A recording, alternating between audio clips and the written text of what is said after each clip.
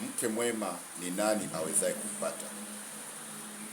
Unaposoma Biblia katika kitabu cha Misali sura 31 na ile fungu la 10, unaona kwamba maandiko ya Mungu yanasema kwamba mke mwema ni nani awezaye kumpata, maana kina chake chapita kima cha marijani.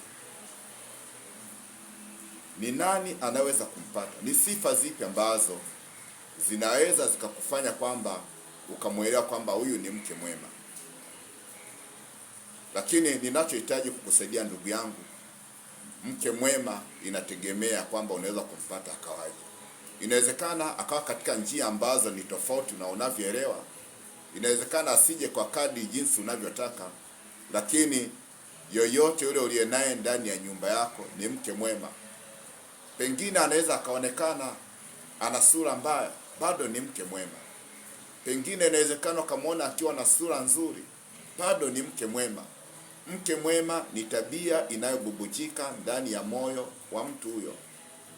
Sasa kuna wengi, unaweza ukaingia katika ndoa ukaelea kwamba mke ninayemhitaji awe na vigezo hivi, na ukaweka vigezo vyako unavyohitaji. Pengine awe na sura nzuri, pengine awe nakubaliana na kila jambo unaloliongea wewe. Lakini ninachokusia kwamba inawezekana ikawa ni tofauti na ulivyotarajia. Inaonekana mke mwema akawa ni mke ambaye pengine anaweza akakuchabanga mpaka vibao, pengine hata chakula asikupatie, pengine hata akakuonyesha chakula kwa mguu, lakini ni mke mwema. Ajui Mungu anapokupa zawadi ya mke, anakupa pia awe msaada katika maisha yako. Inawezekana asikusaidie katika maisha ya kidunia, lakini ikawa ni chanzo cha kukufanya wewe uweze kuwa karibu na Mungu.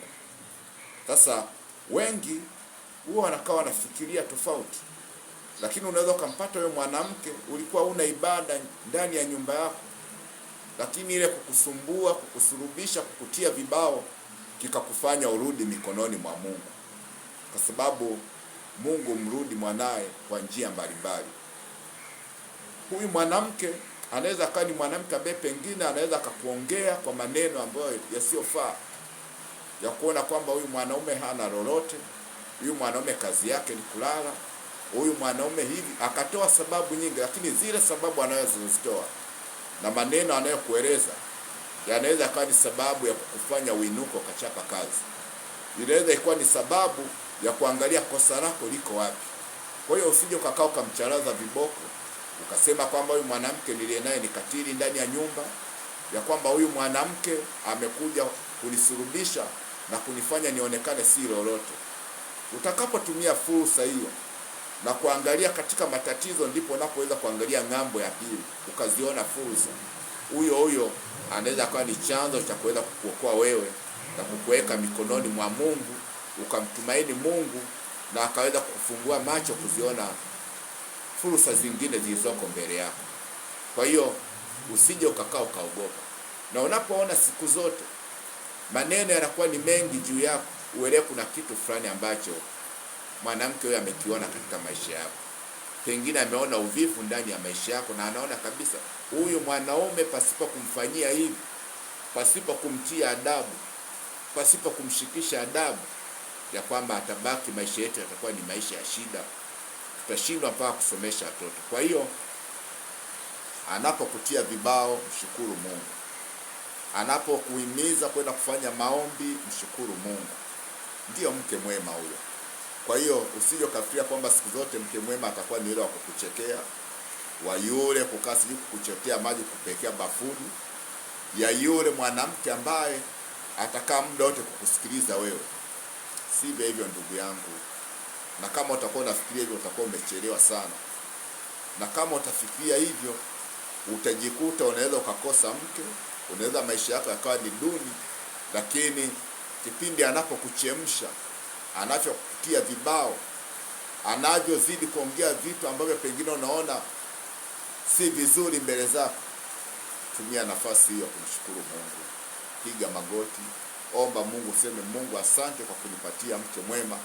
Na inawezekana akawa ni muumini mwenzako, mkiwa mnasali pamoja, na alikuwa anaonekana ni mcha Mungu mzuri, lakini usije ukaona ya kwamba sasa ameingia ndani ya nyumba yangu, nitafanya hiki, nitafanya hiki. Bali elewa tu ya kwamba mke mwema kutoka kwa Bwana. Kwa ninaungana na Misali 31 fungu la 10 inavyosema kwamba mke mwema anapatikana katika mikono ya Bwana. Huyo ulionaye kwa njia yoyote ni mke mwema ambaye Bwana amekupatia kutoka katika mikono yake. Mungu akubariki, Mungu akusaidie, ili unapozidi kusimama, unapozidi kumtazama mke wako, muone kwamba wewe ni msaidizi ambayo amekuja ndani ya nyumba yako kwa ajili ya kuweza kukusaidia na kukufanya uweze kusimama zaidi katika kumtumaini Mungu wako. Mungu akubariki kupitia jina la Yesu Kristo. Amen.